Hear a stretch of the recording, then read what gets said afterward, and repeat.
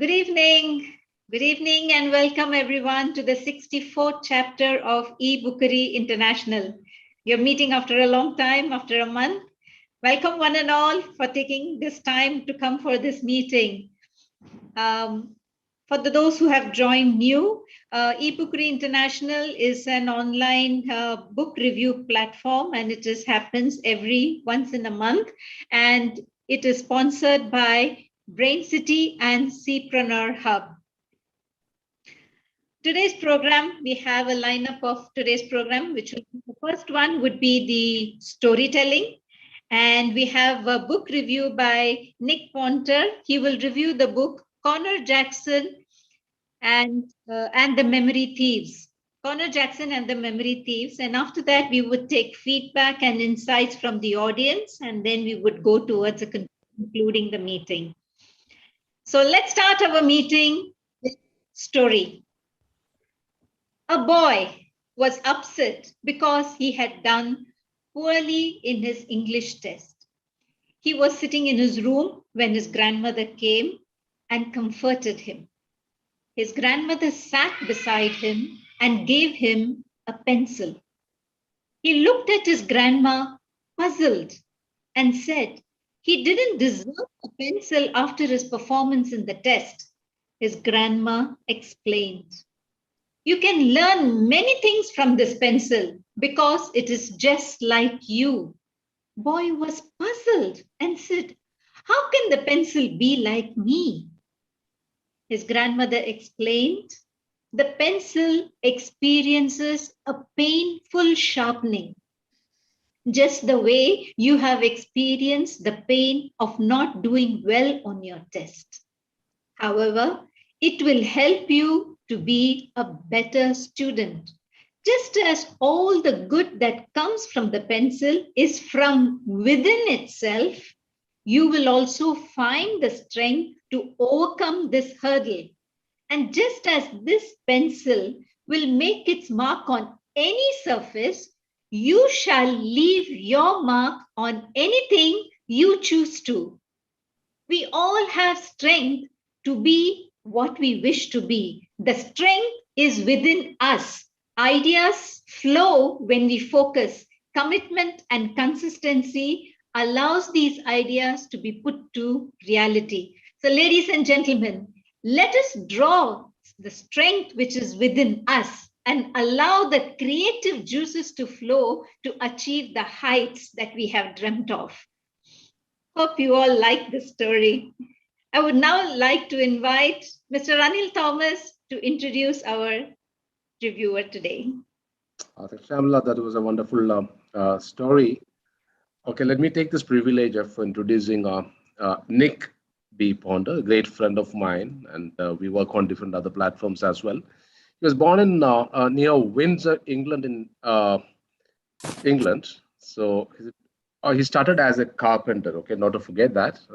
As a carpenter, he has started his career, and then he got into the British Army and into foreign service. He has worked in many countries into the British consulate.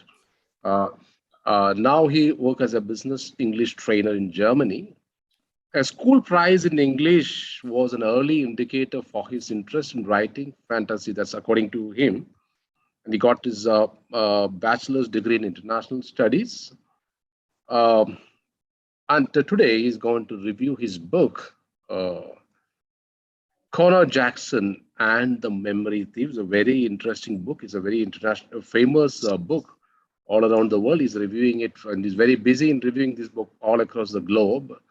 Conor Jackson lives in a quiet life in Lower Northampton. He lives in the house he was born and brought up in, and apart from his secretive job as a civil servant. Nick, I had a doubt whether you're talking about yourself. He pretty much lives in an ordinary life. That is until one morning when Conor is woken up by something. So he decides to investigate, and the rest I'm going to leave it to Nick. Nick, welcome on to e-Bookery platform. Thank you so much for coming. Thank you very much. It's a pleasure to be here. And there's not really much need for me to introduce myself. As you said, pretty much everything already. Yeah, I'm originally from England, but I'm sitting here now in Germany where I live. And It's a pleasure to be here. Thank you very much for the warm welcomes. I loved everything, especially about the get the creativity juices going. I never realized how many creativity juices I had until suddenly, some years ago, I was sitting in the garden and I wondered why my garden was destroyed by molehills. And then an idea suddenly came into my head that there must be a secret world of moles below the ground. And I got thinking to myself, well, maybe the phrase, there's a book in everybody, is actually correct. And I decided there was a book in me. So without ever having written a novel before, I started writing. But the problem is, I'd never written before. Where do you start with a book? So I decided it was best to start at the beginning.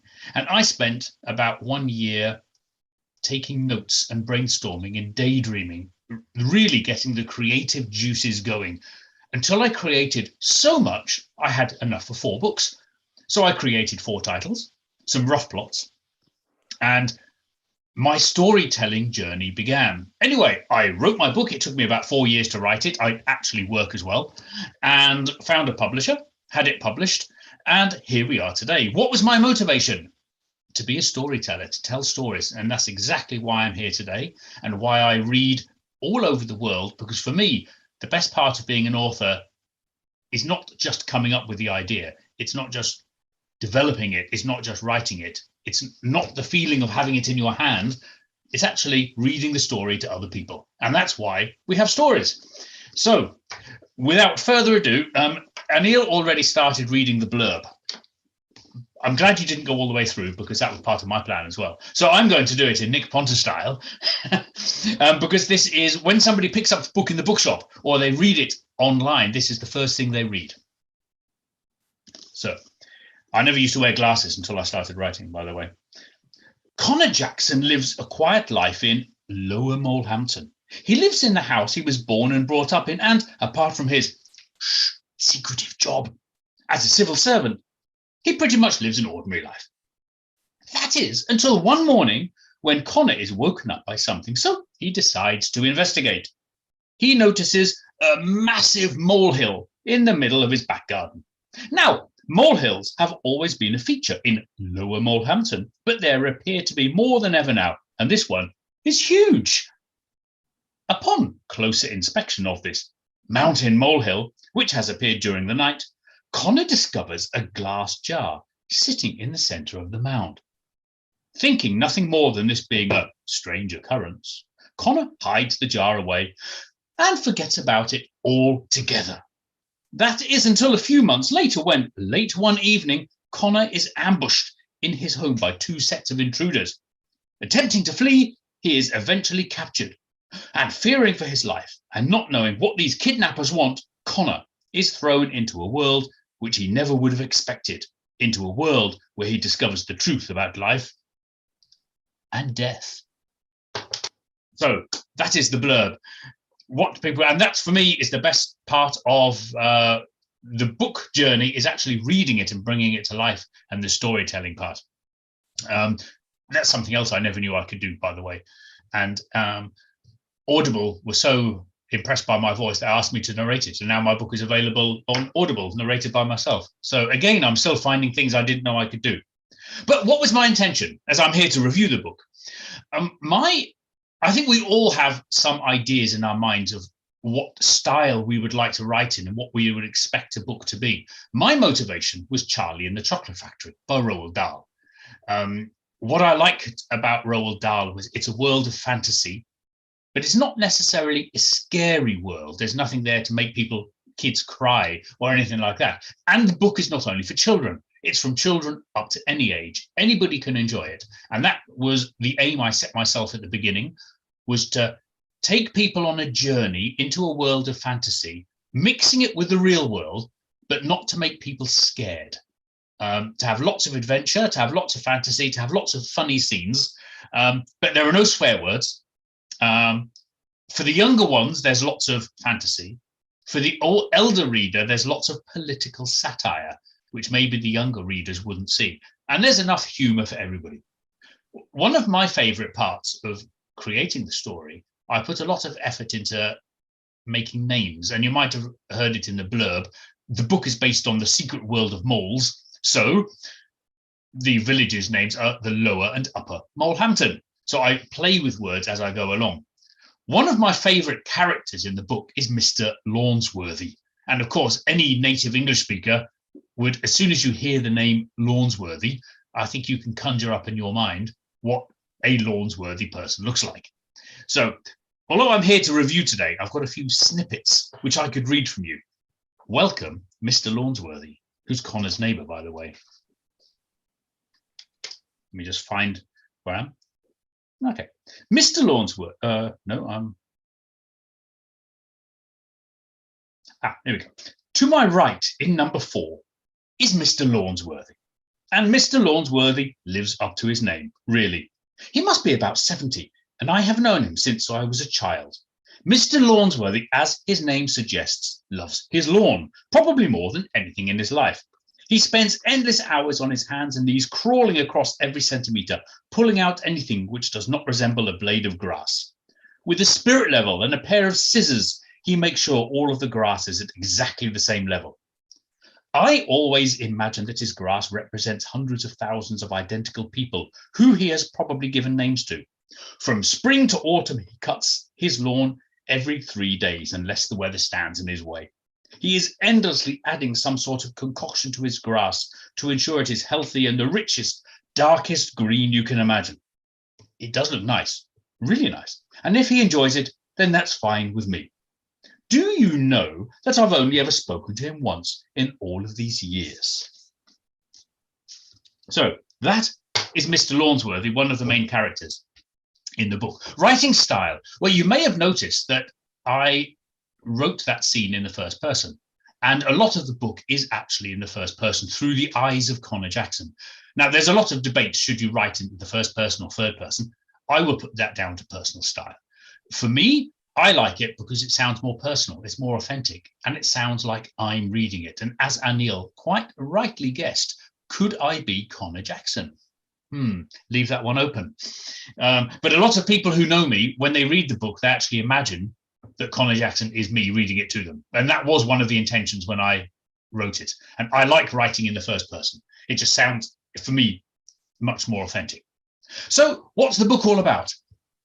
I've read to kids as young as 7 who've enjoyed it. My eldest reader is 96. There's something there for everybody. But it basically involves, as the blurb suggested, Conor Jackson lives in the Molehamptons, a little rural English town, although I never mentioned the word England, but I think you can guess that. And in his back garden, he found a jar with some sort of white liquid in it.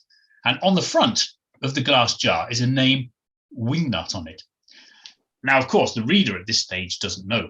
I'll explain this in a minute. But Conor Jackson ends up being kidnapped and goes on a journey below the ground in the world of moles. If any of you up until now have ever wondered when you do your laundry that socks disappear and wondered, where do these socks go? Well, they go into the secret world of moles who steal them at nighttime. Moles do many things. Moles administer the world. And Conor Jackson entered the world of moles, and the moles wanted this back. They wanted Professor Wingnut back. Without wanting to spoil the story, after that, it's Conor Jackson's adventures with 3 other people or creatures he meets and how he plots and gets them out of the mole world and back to their normal lives with some hair-raising, crazy adventures until they manage to get back. It's funny, it's fast-moving, and there are a lot of things there which mix the real world and the world below. So that is a rough plot of the story. My intention was to take the readers on a fantasy journey, and I think I've done that, but a humorous world too. Fictional. You've got the fictional villages of Upper and Lower Molehampton above the ground. These villages don't exist in real life, but I did go to a village which is called Poller in Germany and sits on the River Weser. And if you've ever heard of the story, The Pied Piper of Hamelin, it's extremely close to where that story comes from. And sitting in a tent at the river, I penned most of the story. And the village of Upper Molehampton is based on the village of Poller. So I actually sat there and described exactly what I saw. Lower Molehampton on the other side doesn't exist, but it does in my world of moles. I decided to keep everything in a very small location. So you've only got these two villages and a larger town further down called Angleton. There is no other place in the story. And I decided to keep it nice and small and compact because I thought it was basically sweet. It implies traditional England. One of the ways I do that is not only the description of where it is without describing it, I've also got a character called Sergeant Dawson. And if you could imagine a typical English village policeman who's maybe a little bit overweight and riding around on his bicycle, that is exactly the character, who's a little bit incompetent, but a lovely police sergeant. And that was what I decided to do. But there's more in my story than just missing socks. There are also contemporary issues, which I've looked at in a light-hearted way. What I don't want to do in any of my books is push on people my opinions about certain subjects. I would like that people reflect on certain things, and I've used my book as a platform as well for people to reflect. So, for example, the dangers of unbridled capitalism without any checks, how dangerous that could be, but also balancing it out with having a planned economy. Now, it's not a book about politics, but of course the reader is challenged to think about certain things, about, well, yeah, maybe that's not so good. It's a book of reflection. Also, the other part which comes out in the book is that humans are not the only creatures on the planet. We share this planet with other creatures. We can't just lock them all up or eat them all, which sometimes we seem to do. So that's another reflection point, is that we share the world that we live in. Also, one of the challenges I had whilst writing was Conor Jackson actually kind of dies when he goes below the ground. In fact, so does everybody. But my challenge was to write about death without talking about death, which was, for me as a writer, as a new writer, it was actually quite challenging. But I think I successfully did it in a very light-hearted way without actually using the word. And actually that to go into transition. And as you can see, Conor Jackson wins and comes back to the surface, or there wouldn't be a second book or a third book. So death is not as we see it. So if you've got some cultures which favor that you actually come back as reincarnation, my book would fit very well with that, with those cultural images. But there is a deeper question in the book as well. This is Professor Wingnut's memory. Wouldn't it be a shame when we are not on this planet anymore, that all of our memories disappear with us? Maybe we're cremated and they just go up in a puff of smoke and ash. Wouldn't that be a shame that our knowledge, our dreams, our memories of meeting people, everything which we've learned in the whole of our lives just disappear? Well, ladies and gentlemen, I have got good news for you. They don't disappear, because the moles administer our memories in huge underground warehouses in glass jars. So if you've ever worried about what happens to your memory, don't worry, it remains. But what you might ask yourself is, who has access to them? That's more material for a future book, which wouldn't surprise you that the future book would be called like Conor Jackson and the Programmers. What happens to our information? So you can see I use real life things and contemporary things, and I mix them up. I also like to make fun of the typical English upper class. Not that I've got anything against them, but I thought they're a good target. And so I do it in a nice way. And I'm sure you could all imagine English. I have a very nice English accent, but because I come from Windsor. But oh no, I don't talk like that. Or, you know, I don't, you know, no. But some of my characters do. So in all stories, there's good and bad. Good is represented by Conor Jackson as the protagonist. Bad is represented by an aristocratic family called the Forsyth Twikes. Yes, I admit it's extremely difficult to say, but that's one of the reasons why I actually decided it. A typical English double-barreled name. I'm going to introduce you to Felicity and Conor's boss.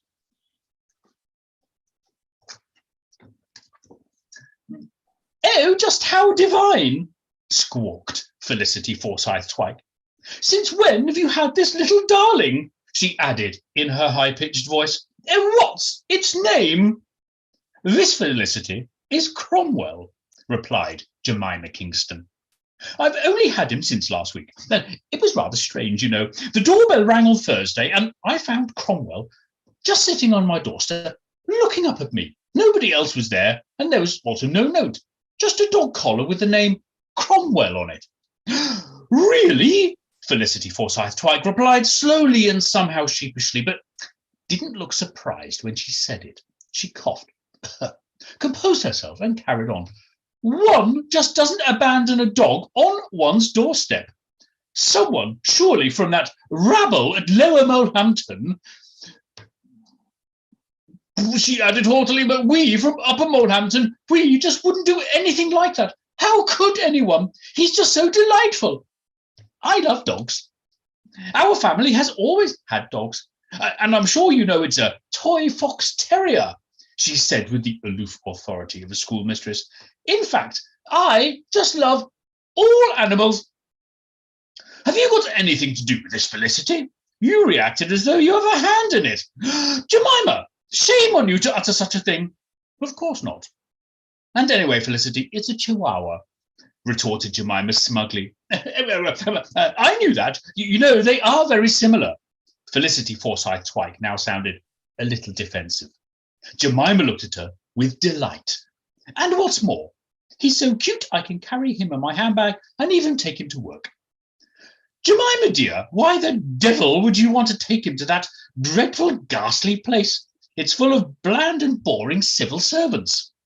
Oh, darling Felicity, I am the manager of this place. Believe me, it's not all that dreadful and ghastly. Oh, so the rumours are true. It's more than just a government office. Felicity, I wish you would stop listening to rumours. All we do is routine office work, nothing sinister, as a lot of people imagine, Jemima said abruptly. And how is your business going, darling? Jemima was eager to change this unpleasant subject rather quickly. Animal lover, you said. Oh, absolutely. You know, I love animals. This meat industry is good for my pocket, and at least the animals have a purpose in their lives, Felicity added cruelly. And what purpose may that be exactly? Said Jemima, urgently wanting to know. Felicity frowned and looked serious. To make us happy, of course, summer barbecues followed by the fattening up for Christmas. Peak time, Jemima dear. People just want to eat meat, more and more of it these days, and so they should. Eat and don't ask is my motto. So that was my attempt at women's voices. I hope I passed okay. Yes, meet Felicity Forsyth Twike. She is the owner of the food factory and the mayoress of the Molehamptons. And she's obviously the sinister part in the story. She comes across as rather stupid, possibly. But there's also a devilish streak in her. So the Forsyth Twikes throughout all of the stories will remain Conor Jackson's enemy, and they're always battling against each other in a funny way. But of course, as you might have gathered, I made note there of the food industry and people eating meat and it being cheap. This is again one of the points which I'm bringing out to get people to reflect, without imposing my own opinion, that people maybe should think what they're eating rather than just eating everything because it's cheap. So the environmental subjects will also come out in this. What was actually one of the most fun things whilst planning this book was the actual planning phase itself. It's probably easier for me to talk about my second book, but my second book, I'd really honed down the writing phase in the second book. And I would say I spent about 90% daydreaming. Yes, daydreaming's fine. I know we say to kids they shouldn't daydream, but believe me, if you want to get the creativity juices flowing, daydreaming is a must. And from daydreaming to note-taking, to get the creativity really going through, I spent months and months and months just daydreaming and chuckling and laughing at myself about some of the things which were coming out of my mind. I had 5 notebooks in my car, at home, in my work rucksack, everywhere. And anytime I had an idea, quickly write it down. After a few months, I realized I had books full of notes in no particular order. So the next phase was to put it all together in manageable chunks and put it in some sort of order, a little bit like a screenplay in a movie. Then, once I was happy with the story and I had my constructive notes, I would then go away on holiday and write. And I write by hand. I don't take a computer with me, so I can write absolutely anywhere. Conor Jackson and the Quest for Azov was written in 27 days. Now, you may think, hey, that's quick. The thinking phase was 2 years. The writing phase was about 27, 28 days. The editing phase is still going on. So the pure writing phase is a minor part surrounded by it. And I'm looking forward to when the book is published and I can do this again with Conor Jackson and the Quest for Azov. I've got, if I may, one last tiny reading, and it's a fantasy book, has to have fantasy. You've heard no fantasy yet. Pigeons. Aniel, do you have pigeons in India and Dubai? Oh, yes, yes. Excellent. And they leave their little nasty white poo droppings everywhere, yes? All over. Exactly. Now, in my story, pigeons play a major role. Below the ground, we have Colonel Pickle. And Colonel Pickle runs the special operations. And the special operations soldiers are dropped disguised as pigeon poo bombs onto unsuspecting victims and then take control of their bodies. And this is one of the major fantasy parts of the story, is describing how this actually happens, with Conor Jackson upside down in a glass jar being flown by pigeons and having to like parachute himself down onto unsuspecting victims. But of course, the story doesn't end there. If, for example, you land on a dog, you take over the bodily control of a dog. But you're a human, you have a human mind. So you have to be trained as a dog so you can pass and do it correctly. Conor Jackson, as I met at the beginning, gets involved with 3 other friends. There's Ludwig, who's a dog, Basil, who's a duck, and Vanessa Forsyth Twike, the daughter of Felicity. That proves to be a challenge later. Now, in one part of the story, they all have to go back to the surface and do special operations training. So they're all trained. Conor Jackson is trained as a dog. Ludwig, who is a dog, is trained as a human. And they are integrating through pigeon bird poo onto their unsuspecting victims. And then, of course, they have to navigate their way around and act as these. Now, I could tell you more. It would be easier if I read you something. So the final scene I will read to you. Just need to find out. Oops. Wrong page. So here we are. So remember, Conor Jackson is now a dog, and Ludwig, who is a dog, is now a man called Bill. Bill! Bill! Is that you? Where have you been all day? I was startled by a loud woman's screech coming from somewhere in the house. I haven't seen you since lunchtime. You do know how much work we have here at the moment, and we have plans this evening. Where have you been all day? There was just silence in the house. No reply from Bill. Bill, where are you? Answer me now. She screamed again at the top of her voice. Just doing things, darling. Nothing special. Things? Nothing special? It's our wedding anniversary today, remember? And the Forsyth Twikes are coming for dinner. I hope you are ready. They'll be here in a few minutes. I just sat there in my comfortable dog basket, thinking that Bill's situation really couldn't be any worse. But I couldn't think of anything I could do right now to help him. With a rumbling stomach, I settled down again in my basket and tried to sleep, but I was rudely woken up again by 2 things. First, the doorbell rang, and then the woman started yelling again at the top of her voice. Bill, why isn't your stupid dog barking? Feet were trampling down the stairs, and then the door to the hallway burst open to reveal a very angry-looking woman. I started barking to announce the arrivals. That's a little bit late, isn't it? She said, glaring at me on her way to open the door. Oh, Mr. and Mrs. Forsyth Twike, so delighted to see you, she added in a high-pitched voice. Bill came running into the hallway, still wearing his grubby work clothes. The Forsyth Twikes and Mrs. Farrow just stared at him. Bill didn't miss an opportunity to do everything wrong he possibly could. Nice to meet you, Bill said to them. He really had forgotten most of what he had been taught. But you already know them, Bill, his wife squawked back. Mrs. Forsyth Twike extended her hand to shake Bill's, but he didn't respond. Instead, he went around her in an arc and started looking at her behind. Oh dear, it was at this moment that I decided to intervene to save him. I jumped out of my basket and started barking as loudly as I could. I had to try at any rate to get the attention away from Bill, and I obviously had the desired effect, at least for a short moment. "Bill, get your dog under control," cried out Mrs. Farrow, and quickly ushered her guests through the hallway and into the house. "Go and get changed into something suitable immediately, and come back in a different frame of mind. What has gotten into you today?" She threw an angry look at Bill. Bill shrugged his shoulders and obediently plodded upstairs. Later in the evening, a visibly distressed Mrs. Farrow escorted her guests to the door to bid them farewell. "I'm just so sorry about this evening. I've no idea what got into Bill." Bill was just standing there in a knee-length, flowery dress, looking extremely flustered. "Don't worry, dear. See you tomorrow then," said Mrs. Forsyth-Twike compassionately. Mrs. Farrow slammed the door, barged past Bill, and ran up the stairs. "Didn't go well then, Bill," I said. You could say that. The whole evening was a mess. Everything just went downhill after I got changed as instructed. My wife, actually everybody, looked at me the whole evening. What's wrong with the dress? It's much more comfortable than trousers. But my wife had steam coming out of her ears. Go on, Bill. I think there's more coming. Bill looked down at the floor and started shuffling his feet. I know we spoke about it in training, but I couldn't practice live. As a dog, I don't have hands, and using these strange metal tools to eat with is damn overrated if you ask me. Cutlery, that's what we call it, Bill. So what did you do?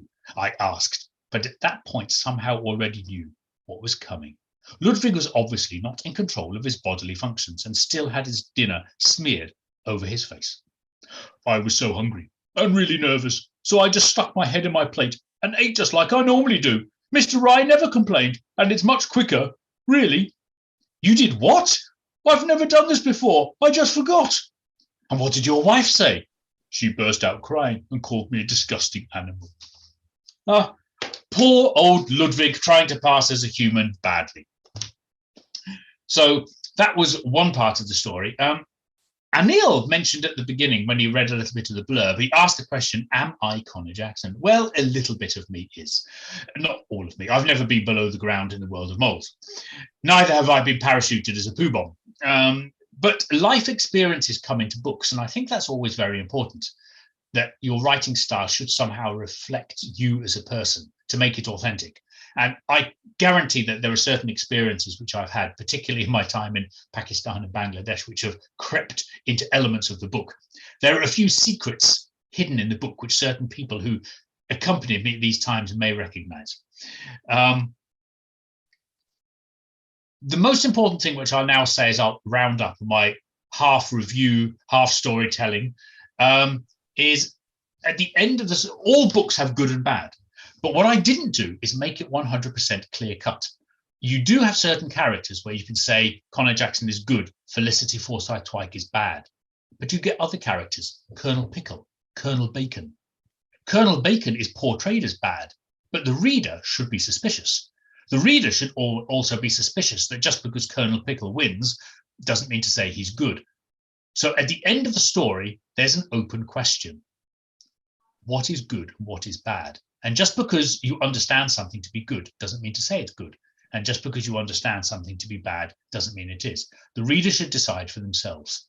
And this, I think, is obviously important for a lot of things in life, especially where we read things on the internet and you have to try to decide, is it true, is it not true? And that's one of the reasons why I did that in the book. I wanted to let the reader do some work as well. And it's not just clear-cut, good and bad. Where have I been spreading my words? Well, I've done lots of readings all around the world, and I would say this is probably the only advantage of the pandemic, is it's opened up people's minds. This is the reason we're sitting here now. I'm sure if it wasn't for the pandemic, maybe we never would have met. And I'll be reading in local bookshops in Germany and in England. I've read to school classes in Canada, in Pakistan, in Karachi. I've read to universities in Iceland, and reading clubs like this one here, based from Dubai. So that basically is the story, Anil, of my book. And a review without going into too much depth, as I don't want to spoil you all. Thank you so much, Nick. Before going to Praveen, she was thoroughly enjoying the review. And let me get in Venkatraman. He's also from the Indian Army. He was an ex-colonel Indian Army. Let me call him in. Venkat sir, are you there?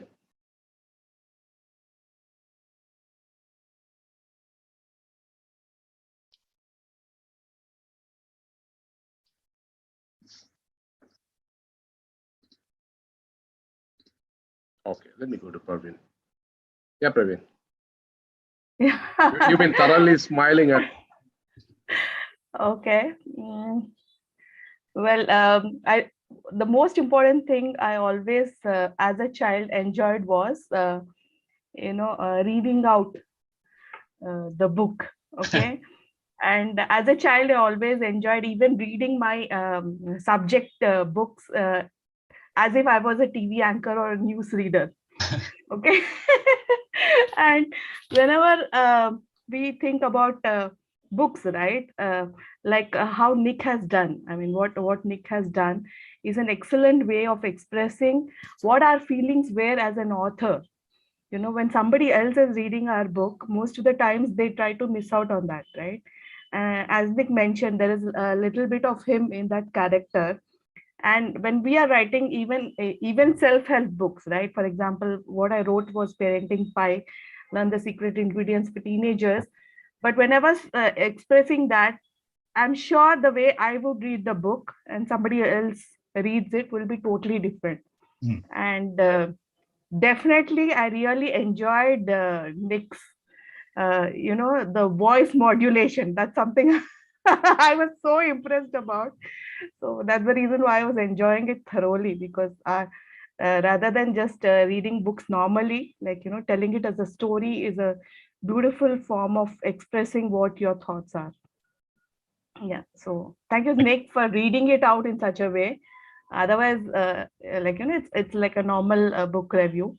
I think that is something the touch that you gave, and that's a personal touch, I should say, and I thoroughly enjoyed it. Thank you. Yeah, thank you very much. I actually put a lot of effort when I was writing in the book to make sure that the character's description of how this, like Felicity squawked and said in a high-pitched voice, that readers could try as best as they can to imagine how I believe that the character should sound like. Definitely, I mean, I can not agree more on that point, and I loved it. Actually, I should say. It's actually the best part of being an author. Actually, yeah, I'm just out of a volunteering session for kids where we were doing some journaling activity, and I know, like, as a kid also, or as an elder, it's really fun the way you put across things, right? And the same things when you express it in a story form, like how Shyamala was expressing that story. I was like, I have noted it down now. I mean, next session I'm going to use that with my coaching or with my volunteering session. So storytelling is a beautiful way of connecting with people, and I just love it. Thank you. And you've got to imagine as well that storytelling, I mean, we were doing storytelling as humans before we could even write. So exactly. It's been passed down. Of course, writing hones the process, of course. And the second thing which I really loved was you're saying about daydreaming, right? And most of the times we ask people not to do it, but to fantasize things. That's something which I should plan for my second book, is what I was thinking. So I was just trying to imagine myself in a tent away. So just waiting for things to settle with my kids, and then maybe I'll just take an off and just go and enjoy. It would be. I'd like to imagine what some people are wondering, what I'm thinking about when I'm daydreaming. I said, Nick, where are you? Oh yeah, I'm here. I was just thinking about flying poo bombs. Really funny, yeah. Yeah, just to add a few more points on daydreaming. Daydreaming is very important, actually. Our brains cannot maintain focus and productivity without actually daydreaming. This is according to the psychology. The good brain, for the good brain health requires some kind of daydreaming, actually. This is as per the new studies. And it's actually very nice for the person daydreaming that you can just go off and live in your own little world sometimes. Yeah. So maybe I can, let me ask, Venkat sir, are you still there? Okay, if not, let me call in Dr. Sridhar Bhattacharya.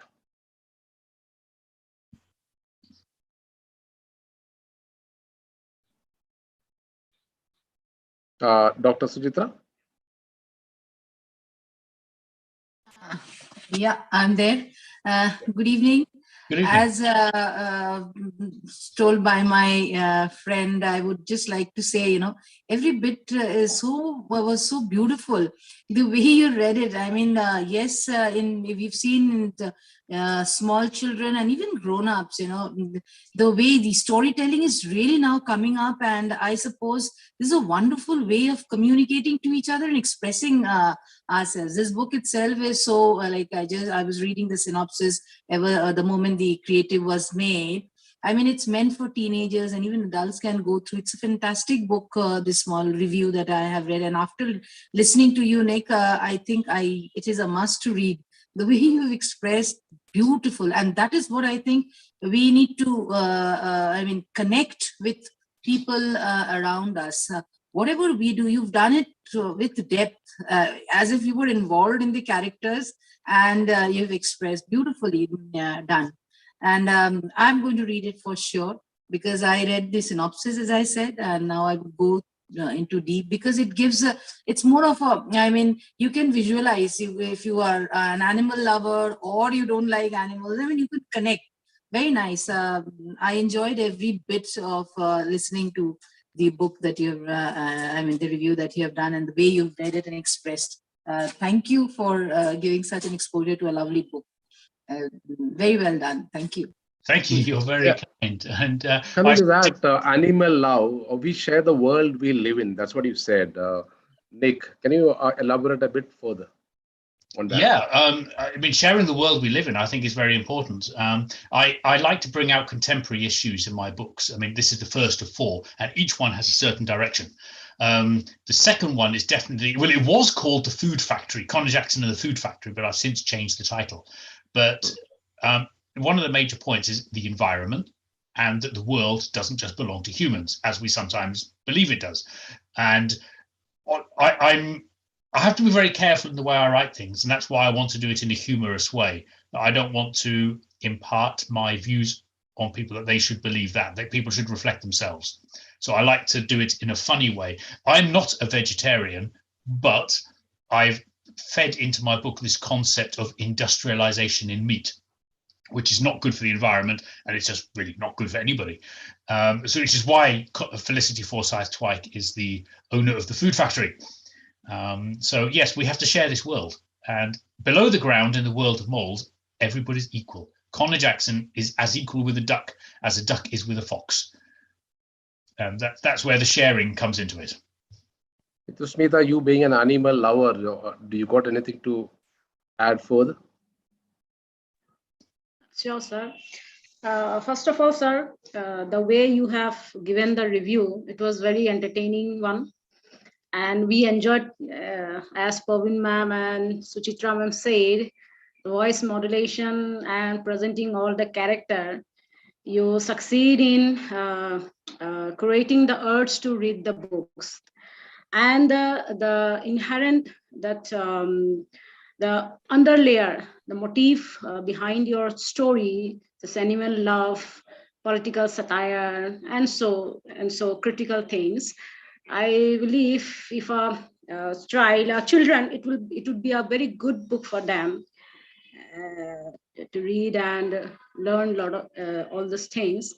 And this animal love, as being an animal lover, so many people has, I think, written the quote that if you want to know a person, you want to judge a person, and see his behavior towards an animal. If he is very kind, compassionate towards animal, then the person would be a good at heart and good person.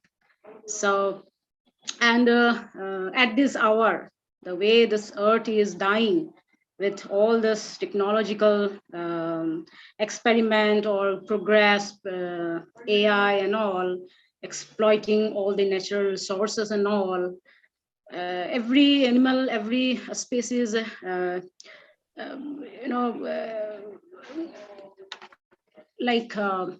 on the verge of extinction. The same way we are also almost at the same time, even also when the human race also will extinct this way only. So at this time, being the shareholder of this earth, we human and animal, I think, should work together to save this earth, to save this nature, because it is only animal who are actually maintaining the law of nature, and they are really do not want, they don't need us actually.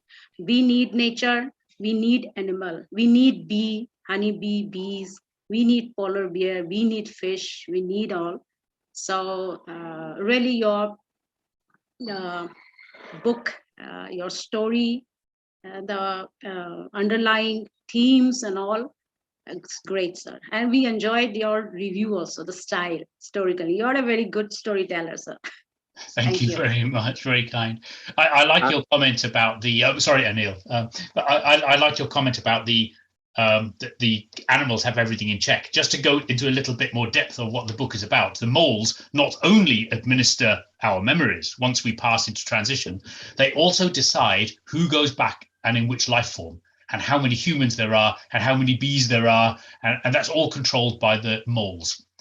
And has been for an eternity, until the nasty humans, the Forsyth Twike family, tried to take over the allocation program. So they get more animals into the food factory for industrial use. That's the key theme of the book, but I didn't want to spoil it too much. But there you go, there's a snippet.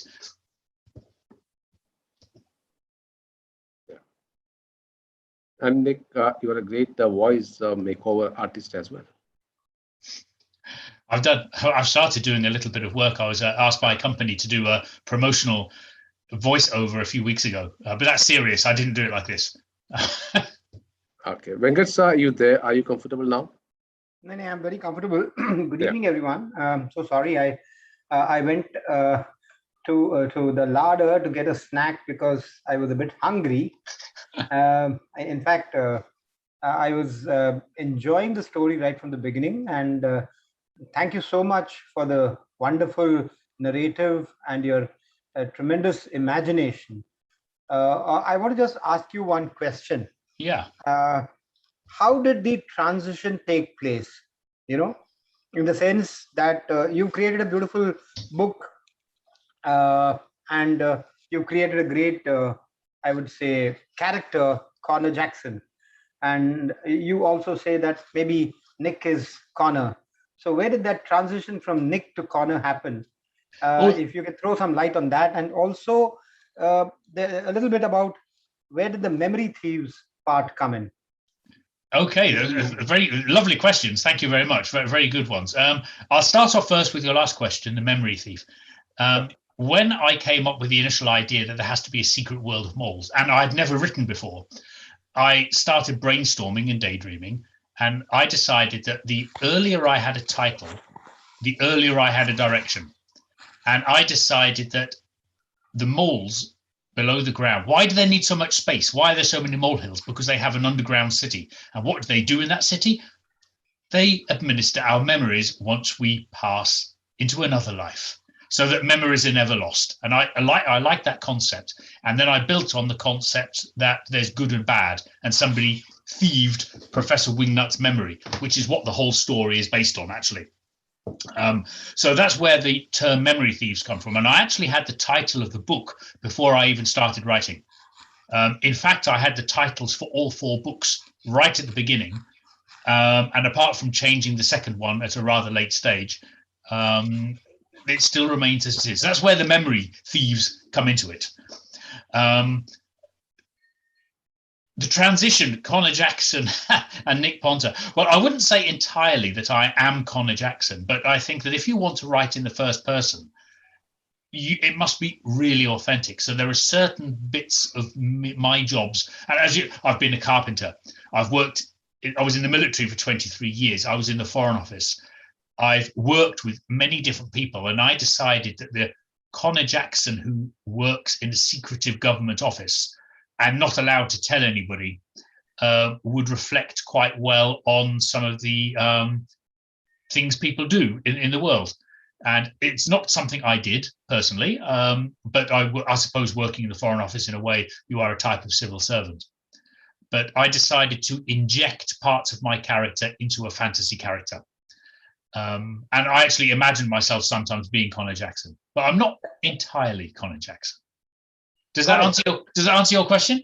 Certainly, very well. And I must say, that means it was in your subconscious and somehow it got translated. So, you know, it's always there that whatever is in our subconscious gets translated into our writings. So beautifully brought out. Thank you. But so much. there are real things as well, which happened which happened in my life, which are in the book. Some things which only certain people would know. But for example, I lived in Pakistan for 4 years, and I had a wonderful time there. And it would be impossible for me not to write without some of it coming out into the book. And on one part of the book, I describe Conor eating dal curry with tandoori chicken. And so Conor is a typical village boy and has never experienced anything like that before. So for him, there are new experiences coming out. So probably if you had come to Mumbai, then maybe Conor would have eaten some vada pav as well. Well, funny you should say that. I made them myself the other day for the first time. Oh, wonderful. So nice. Thank you so much. Thank you very much. You're welcome. Thank you for the questions. Okay. Sapna ji, Shilpa, Shweta Parmar. Good evening, Mr. Nick. I myself is a very, very, very well animal lover, and my house is full of animals than me and my husband. Okay, so the best thing that I wanted to tell you is that sorry for not coming on the video. I'm sorry, but even still, the way you expressed your voice modulation is amazing. You know, it made me sit and listen to you each and every word, and however that you expressed, I could visualize each and every scene that clearly visible. It was through your voice. So beautiful and wonderful, beautifully expressed. Thank you so much. In fact, you've given me a way of how to modulate myself even when I read my poems and my own books. Thank you so much. You're welcome. Thank you for the kind comments. Thanks. Thank you, Sapna. Okay, back to you, Shamla.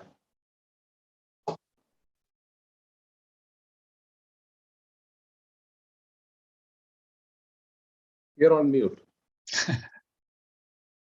You're on mute. You're on mute.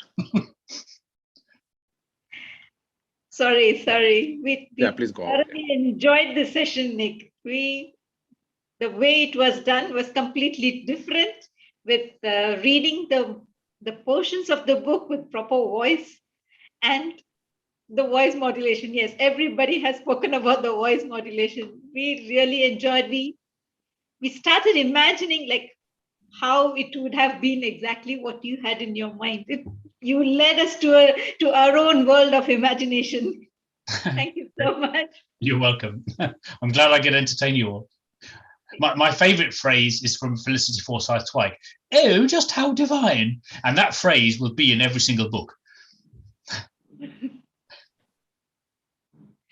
That was really nice. Very, very nice. Anyone else would like to say a few words? Yeah, I would like to say. Yes, please. I'm Shilpa. Hi, Shilpa. Yes, please. Hello, everyone. Hi, Shilpa. Hi, Nick. And everybody has talked about your voice modulation, but what I would like to say is, whenever you described it as an author, I can see that you have built your characters very well. Each and every details of character are there and well planned, well written, and the modulation of your voice. I'm sure your audible version must be very, very, very exciting. I would rather reading the book, I would like to listen to the audible version of it. Yeah, even I was thinking the same. Yeah. And it's well planned and well written. And have you seen any Bollywood movies, masala movies kind of?